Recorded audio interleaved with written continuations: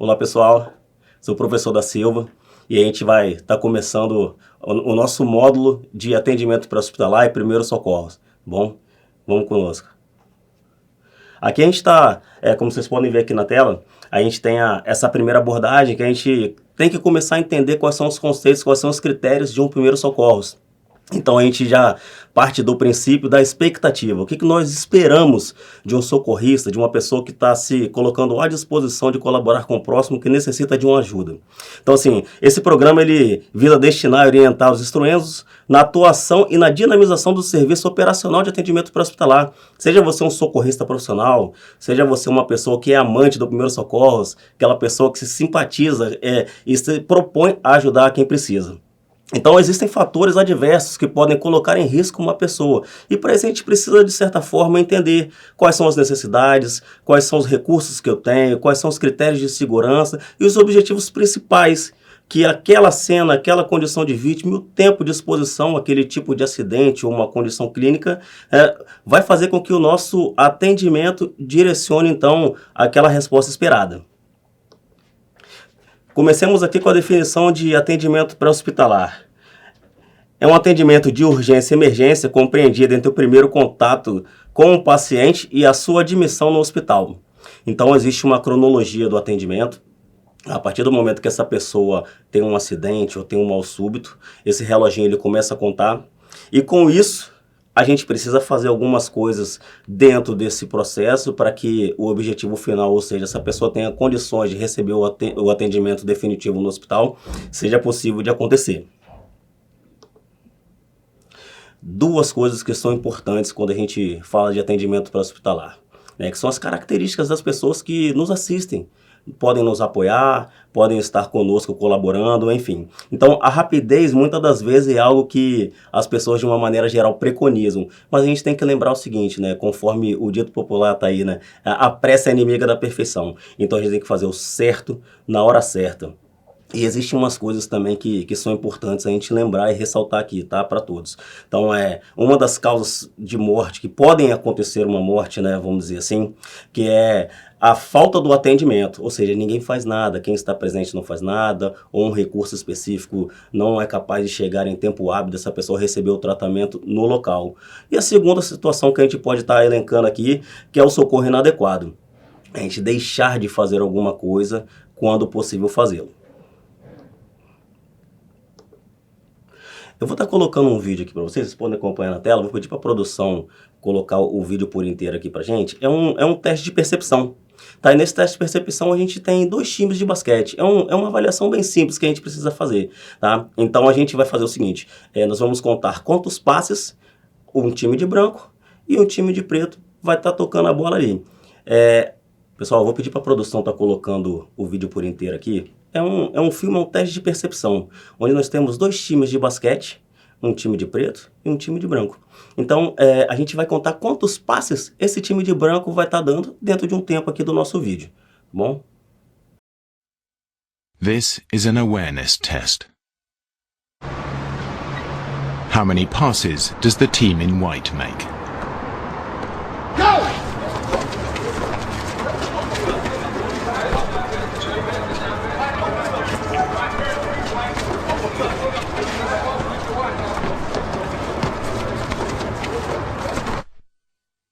The answer is 13. But did you see the moonwalking bear?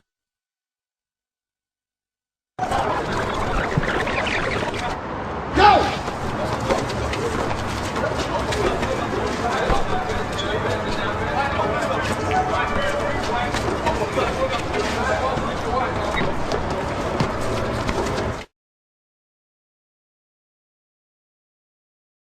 Ok, todo mundo contou 13 passes? Beleza. Vamos lá então, turma. Vocês observaram que tinha um urso dançando igual o Michael Jackson? Passando no meio dos times tocando a bola? Possivelmente não, O que acontece? Conforme estava escrito aqui na última mensagem, no final do vídeo, é muito fácil a gente não estar prestando atenção em algo que a gente não está procurando. Ou seja, a gente não estava procurando um urso dançando igual o Michael Jackson no meio dos passes. Nós fomos induzidos a observar quantos passes o time de branco estava dando. E isso é uma atenção muito importante que qualquer socorrista, qualquer nível de socorrista tem que ter. A gente tem que entender toda a cronologia, a gente tem que entender todos os fatos e as possibilidades, quando possível, dentro de uma cena de acidente ou de mal súbito, para que às vezes um detalhe extremamente importante não passe pela nossa atenção e a gente deixe de atender da melhor maneira possível aquela pessoa que precisa de uma ajuda.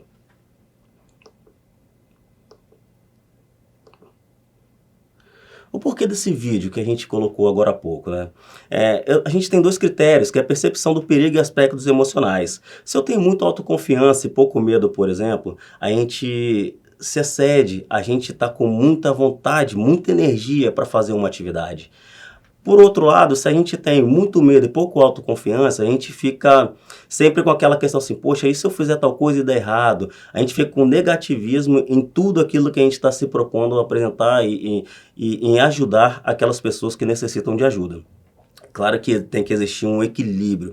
Esse equilíbrio ele se fundamenta em quê? Em raciocínio lógico, em pensamento crítico. O pensamento crítico ele tem também algumas diretrizes. Que o pensamento crítico ele vai estar ligando os princípios às preferências. O que seriam princípios? São os protocolos, os procedimentos, né? E as preferências são as melhores maneiras de utilizar aquele recurso que nós já conhecemos, previstos em protocolos e literaturas, com o objetivo único de prestar um socorro de qualidade. Toda vez que nós vamos fazer uma avaliação de uma vítima, seja ela uma vítima de trauma, uma vítima clínica, uma vítima consciente, inconsciente, independentemente do cenário apresentado, a gente tem que se ater a alguns princípios. Principalmente o que eu avalio primeiro, o que eu avalio depois, o que eu espero desse primeiro atendimento. Ou seja, o que foi feito, o que está sendo feito, o que será feito, são pontos importantes que devem ser lembrados a todo momento com relação à qualidade do atendimento. Então, acompanhe aqui, por favor. A gente sempre começa assim, né? Observamos a cabeça da vítima. Fazemos a leitura do que o rosto da vítima está apresentando. A coloração, se está com os olhos abertos, a qualidade e o tipo de fala que ela apresenta. Por exemplo, se responde a questionamentos básicos. Que dia é hoje? Qual o seu nome? O que aconteceu? Sabe? Depois a gente olha também se tem alguma coisa relacionada à área do pescoço, que é conhecido também como cervical alta. Tá? Se eu tenho alguma lesão importante, se eu tenho algum sinal de uma pancada, se eu tenho uma mudança de coloração, são coisas que precisam ser observadas e catalogadas quando possível. Depois partimos para o tórax. No tórax, conforme está marcado aqui, nós temos 2 órgãos nobres, que são os pulmões e o coração. Um detalhe importante que eu preciso só retomar a atenção de todos aqui, que na cabeça, que conforme a primeira avaliação que foi solicitada que fizéssemos em caso de algum tipo de atendimento, é lembrar que o cérebro também é um órgão nobre. Então nós temos 3 órgãos nobres no nosso corpo: coração, pulmão e cérebro. E todo o nosso atendimento ele é fundamentado no bom funcionamento desses 3 órgãos nobres, ok? Depois, prosseguindo aqui, membros inferiores e depois membros superiores. Assim nós fazemos toda a avaliação da vítima, ou seja, um exame físico detalhado, um exame físico minucioso, de total atenção, não só por parte de um socorrista, mas de todos aqueles que estão diretamente inseridos com a qualidade do atendimento. Venho aqui ressaltar a questão dos decúbitos, né? Nós temos os decúbitos dorsal, ou seja, você está com o dorso no chão, está com as costas no chão, num plano. Decúbito ventral, porque é o ventre, né? A parte anterior, a barriga e o tórax está em um plano. E os decúbitos lateral direito e lateral esquerdo, ou seja, estou deitado do lado direito ou do lado esquerdo. O porquê da importância de entender esses decúbitos? Em muitos atendimentos, se a gente encontra uma vítima em decúbito dorsal e mediante os sinais e sintomas apresentados, a gente não faz uma mudança de decúbito, só preciso abrir um parênteses aqui para poder explicar uma coisa para vocês. Sinal é tudo aquilo que eu vejo. Sintoma é tudo aquilo que a pessoa sente e ela acaba relatando para a gente. Então, na primeira abordagem que nós fazemos, é importante fazer com que essa vítima, esse paciente, essa pessoa que precisa de cuidados iniciais, se sinta confortável com a nossa presença. Então, nós temos alguns princípios de abordagem, né? Um engajamento, um bom engajamento da equipe, estar envolvido realmente com a nossa missão, com o nosso objetivo. Uma educação também, bom dia senhor, bom dia senhora, pergunta, informe o seu nome, fale a sua função. Caso não seja um socorrista profissional, você simplesmente é uma pessoa que está proposta a ajudar, tem um conhecimento adequado e pode colaborar para a melhoria daquele quadro. Informe que você tem um conhecimento para tal e pergunte se você pode ajudar. Ela consentindo um atendimento, muitas coisas já são observadas e já são identificadas.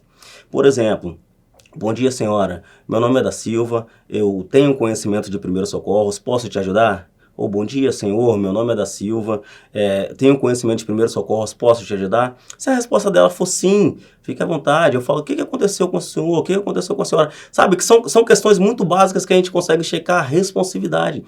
E a responsividade está diretamente ligada ao quê? À capacidade neurológica de responder a comandos básicos, como falar, como abrir os olhos, localizar a dor. Então são coisas fundamentais que permitem que a gente deixe essa pessoa em decúbito dorsal, ou decúbito ventral, ou decúbito lateral. Retomando o raciocínio quanto a possibilidades de mudança de decúbito, outra coisa importante, tá?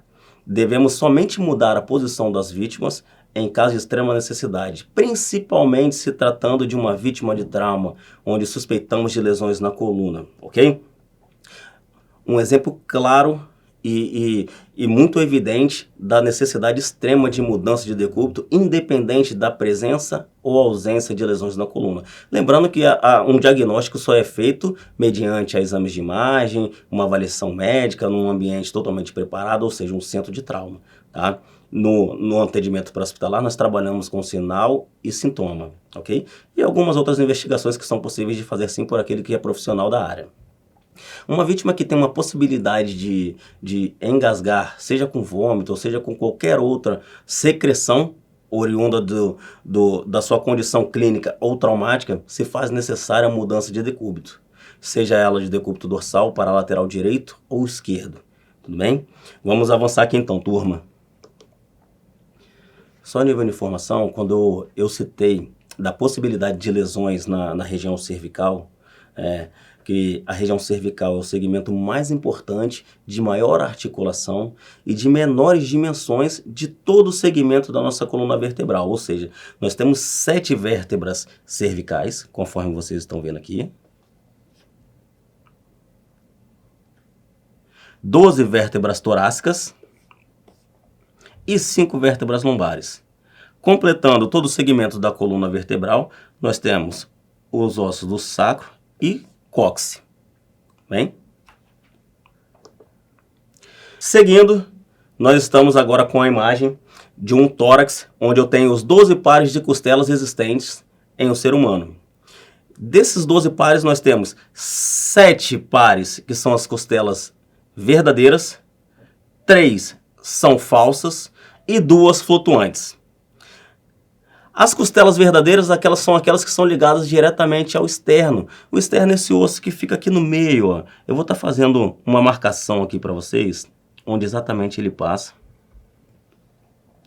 E lembrando que o coração fica exatamente atrás do externo. Eu vou estar representando um coração com esse X aqui.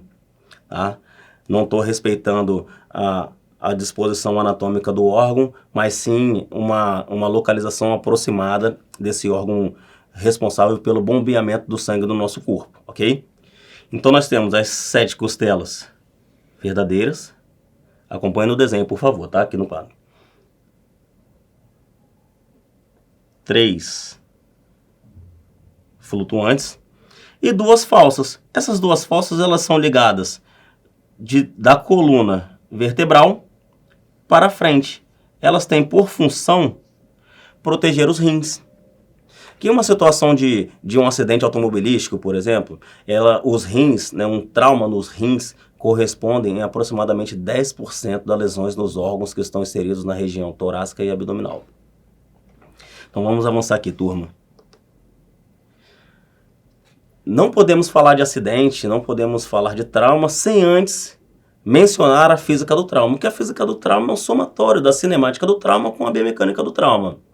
Comecemos aqui com a cinemática do trauma, ou seja, é um processo de avaliação da cena do acidente para que, por meio dela, seja possível determinar os ferimentos resultantes das forças e movimentos envolvidos, bem como estimar a gravidade da mesma, inclusive os ocultos. Se a gente olhar essa imagem, eu pedi para a produção colocar essa imagem aqui em um tamanho ampliado, só para poder a gente ser mais específico e ficar mais visível para vocês. Imaginemos apenas duas pessoas, tá? Um motorista nesse carro que está à sua direita e um motorista que está no carro à sua esquerda.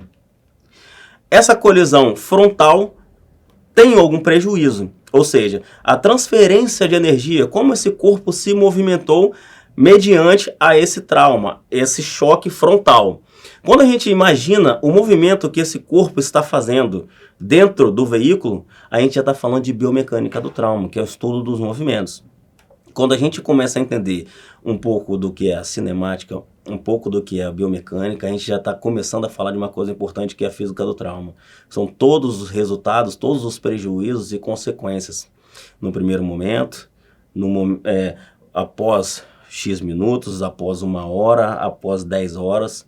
Isso tudo depende. Após 24 horas, em alguns casos, existem sim a necessidade de uma permanência em observação, que após somente 24 horas, já no hospital, tá, pessoal? É possível sim ter um diagnóstico mais preciso, mas retomando aqui,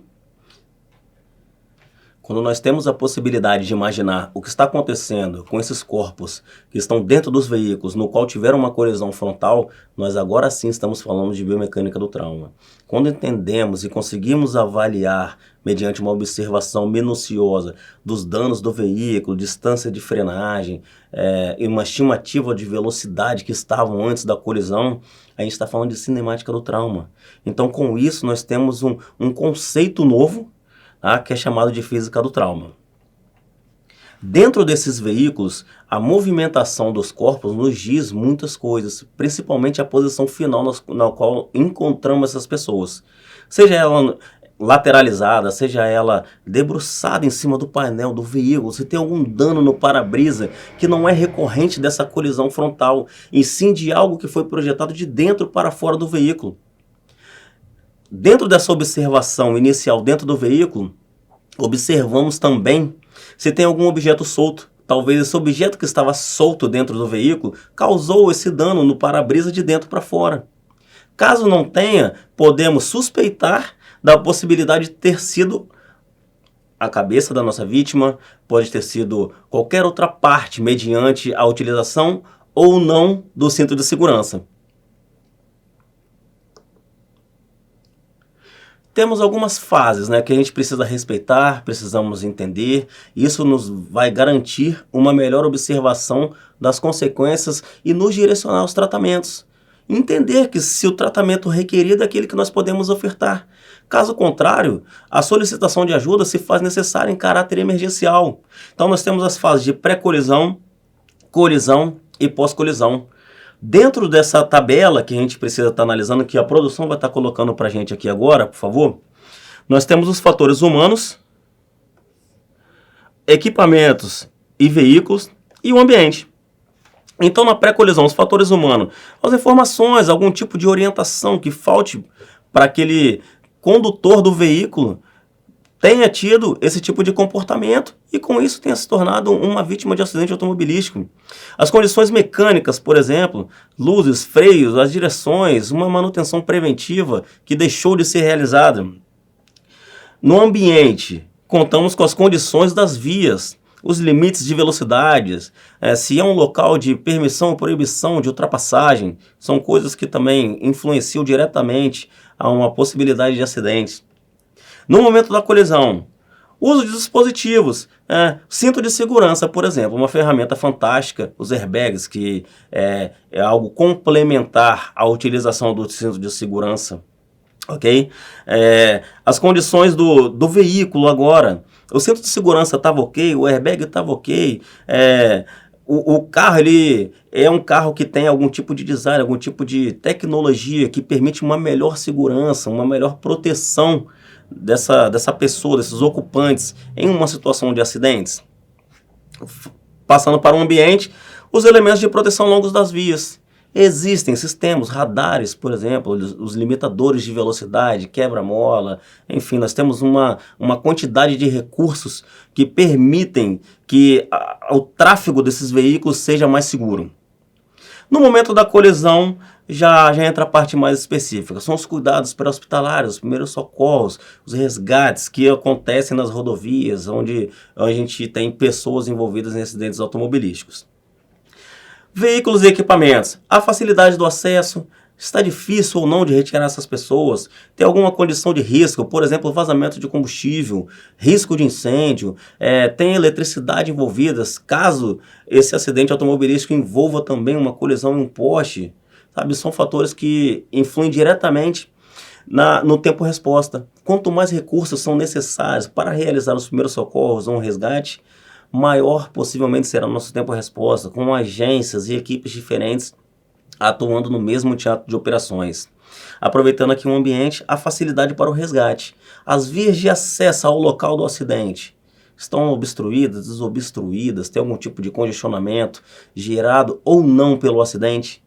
Isso são informações que, quando nós temos em mãos, nos facilita muito, principalmente ao tempo-resposta. Por dois fatores. Nós temos uma coisa chamada hora de ouro. Essa hora de ouro ela começa a ser contada a partir do momento que uma pessoa ela tem um acidente ou um mal súbito, e essa hora só é encerrada quando essa pessoa recebe o tratamento definitivo no hospital. Existem vários estudos falando sobre a hora de ouro, e um deles fala que nós conseguimos reduzir em até 44% a possibilidade de morte de uma pessoa quando conseguimos levá-la para o hospital dentro dessa primeira hora. Então daí a importância da gente respeitar também os 10 minutos de platina, ou seja, as equipes de resgate devem chegar, atuar na cena e se deslocar para o hospital de referência o quanto antes, sem deixar de descumprir nenhum protocolo. O princípio dos protocolos devem ser respeitados criteriosamente, tá bom? Avancemos aqui. Vamos falar um pouquinho sobre a estrela da vida. Aquela estrelinha que está contida em todas as ambulâncias de resgate, as ambulâncias que transportam doentes, por exemplo, tá? Essa estrelinha ela tem 6 pontas, e essas pontas são as etapas do atendimento pré-hospitalar. Vou pedir para a produção colocar aqui na tela para gente, tá? A primeira delas é a detecção. Na detecção, alguém identifica que tem algo de errado, que tem uma pessoa que precisa de cuidados. Mediante essa necessidade, serão acionados os recursos necessários para aquele tipo de atendimento, certo? Na segunda fase, é dado um alerta, onde no posto de trabalho desses profissionais, eles recebem esse chamado, recebem a natureza da ocorrência. E com isso eles partem para a terceira fase, que é a fase do pré-socorro, ou seja, a fase do deslocamento. Lembra que no slide anterior, nós colocamos uma condição assim, de congestionamento? E isso faz importante também ressaltar novamente aqui para vocês, porque o tempo-resposta de chegada vai influenciar na hora de ouro. Então nós precisamos também só aproveitar a oportunidade de fazer uma solicitação que devemos dar prioridade, dar passagem para as ambulâncias quando estamos no trânsito também, colaborando com a ida e vinda dos demais que estão ali presentes. Voltando para a quarta fase, socorro no local. O socorro no local depende da criticidade, da quantidade de pessoas, de veículos envolvidos. Tá? Isso demanda um certo tipo de cuidado, porque numa cena como essa, onde eu tenho um exemplo aqui, tá? Múltiplas vítimas. O que seria múltiplas vítimas? Quando o meu recurso não é capaz de atender todos ao mesmo tempo. Então existe um processo, um método de triagem, e essa triagem faz com que as pessoas sejam atendidas de maneira prioritária. Quem tem melhores condições de sobreviver recebe o atendimento prioritário. E sendo assim, são encaminhadas para o hospital mediante anteriormente uma prévia avaliação também, não simplesmente pegar e levar. Todas passam por um atendimento e esse deslocamento é feito também pela questão da prioridade. Quinta fase, cuidados durante o transporte. Todo cuidado durante o transporte a questão da velocidade, de acelerar demais, frear demais, isso pode impactar sim na condição de saúde daquela pessoa que está recebendo o nosso tratamento pré-hospitalar. Sem contar nas condições de acidente, que nós falamos nas etapas lá, né? De pré-colisão, colisão e pós-colisão. Uma vez que estamos trafegando, seja com o carro de passeio, seja com a viatura, nós também estamos sujeitos às condições da pista, as condições do ambiente. Por último, transferência e tratamento definitivo. Aquele momento que chegamos no setor de urgência e emergência, somos recepcionados pela enfermagem e com isso nós passamos todo o quadro de sinal e sintoma e evolução desde o momento do acidente, que de acordo com a criticidade, nós classificamos ela em crítica, instável, potencialmente estável ou estável, passando então tudo aquilo que foi observado no momento da primeira abordagem até a chegada na urgência e emergência para o profissional de enfermagem ou a equipe médica que vai nos receber. Depois disso, o atendimento hospitalar é dado sequência, ou seja, ele dá sequência. Ele não precisa e não tem necessidade ou responsabilidade de refazer o trabalho que fazemos no pré-hospitalar. Lembrando o seguinte, só para eu ser mais claro possível, é como se a gente fosse construir um prédio. A base ela tem que ser sólida, a base ela tem que ter uma estrutura para que suporte tudo aquilo que vai chegar aqui no topo, ou seja, o telhado, a máxima do atendimento, a crescente do atendimento pré-hospitalar. Mas a essência ela é feita praticamente da mesma maneira, independente de ser realizada por um médico, realizada por um socorrista, por um enfermeiro ou qualquer outro profissional de saúde que esteja colaborando.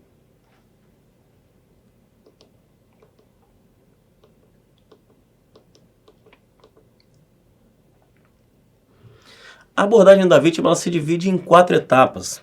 Tá? A primeira dela é uma impressão geral. Nessa impressão geral, a gente vai estar num determinado local, onde a gente, de certa forma, provém de uma segurança. Chamamos esse local de zona morna ou talvez de zona fria, dependendo do chamado dessa ocorrência. Depois, exame primário. No exame primário, a gente tem como a principal fonte identificar e tratar aquelas lesões ou aquela condição, quando possível, óbvio, que coloca em risco iminente a vida ou a saúde daquela pessoa. Posterior, exame secundário. No exame secundário a gente identifica e trata aquelas lesões que podem expirar ou aquelas lesões que não foram identificadas na primeira abordagem, ou seja, no exame primário. Muitas lesões elas ficam ocultas na primeira abordagem e elas começam a se manifestar conforme o tempo de exposição a elas. Isso é muito comum em uma lesão traumática. Mas quando a gente consegue fazer uma boa leitura da cinemática e da biomecânica, ou seja, da física do trauma, conforme foi referenciado há pouco, nós conseguimos suspeitar. E a suspeita para nós no pré-hospitalar já é uma ferramenta muito importante, que já decide alguns critérios, principalmente relacionados à velocidade do atendimento.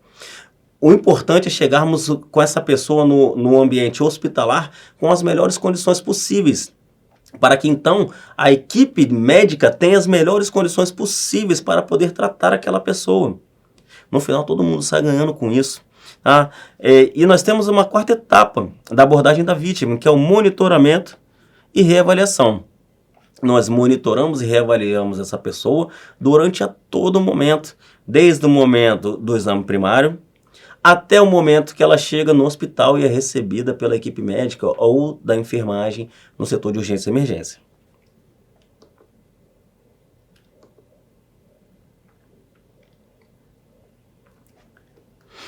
Existe um algoritmo de atendimento pré-hospitalar.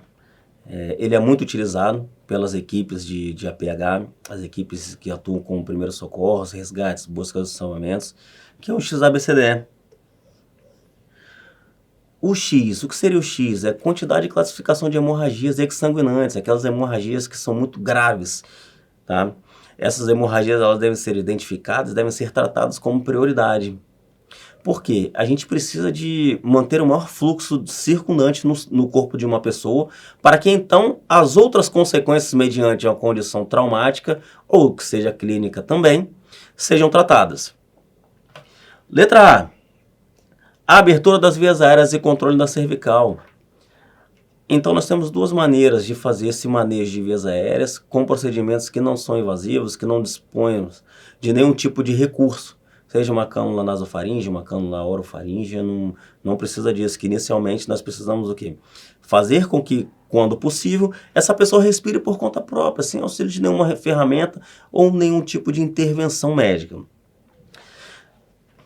Empurre mandibular, essa vítima em decúbito dorsal, estabilização de cervical e o queixo, ele é empurrado para baixo, certo? Então, possibilitamos com isso uma abertura da boca e conseguimos, de certa forma, observar se tem algo ali que está obstruindo parcialmente ou total, ou de certa forma trazendo algum tipo de desconforto respiratório, seja ele crescente ou não, para aquela pessoa que estamos atendendo.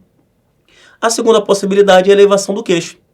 Também com a estabilização de cervical, com as mãos na testa, seja realizada essa manobra, tá, com 1 ou 2 socorristas, onde esse queixo ele é elevado e haverá uma permeabilidade das vias aéreas, com consequências de melhoria de respiração dessa pessoa.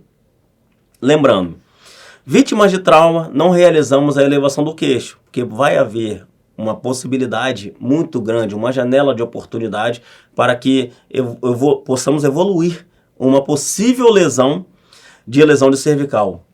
Caramba da Silva, você pensa em tantas possibilidades? Sim, conforme eu falei, a gente não tem nenhum tipo de diagnóstico preciso, não conseguimos fazer nenhum tipo de exame de imagem no pré-hospitalar.